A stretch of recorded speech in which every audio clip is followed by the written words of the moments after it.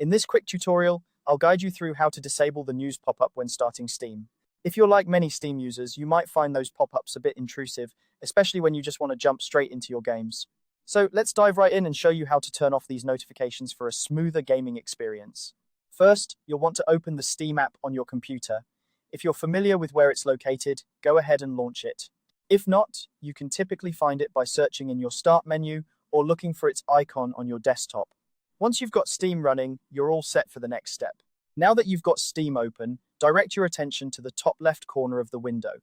There, you'll see the Steam logo. Give it a click to open a drop-down menu.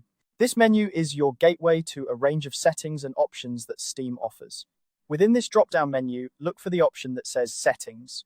Clicking on Settings will open up a new window displaying a variety of options you can configure to tailor your Steam experience to your liking. Once you're in the Settings menu, you'll see a list of categories on the left side. Here, you'll want to find and click on Interface.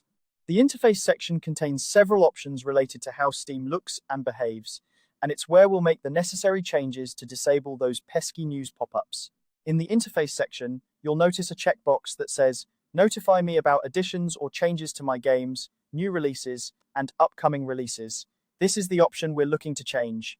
By default, this box is likely checked, meaning Steam is set to notify you with those pop-ups. Simply click on the checkbox to toggle it off. By doing this, you're instructing Steam not to show you these notifications anymore. And there you go. You've successfully disabled the news pop-up that appears when you start Steam.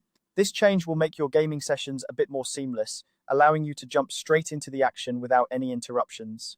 While you're still in the Settings menu, feel free to explore other options that might enhance your Steam experience even further. There are many settings that can be adjusted to better suit your personal preferences, from how your library is displayed to various download and in-game settings. If you ever change your mind and want to turn the notifications back on, you can follow these steps again and simply recheck the box.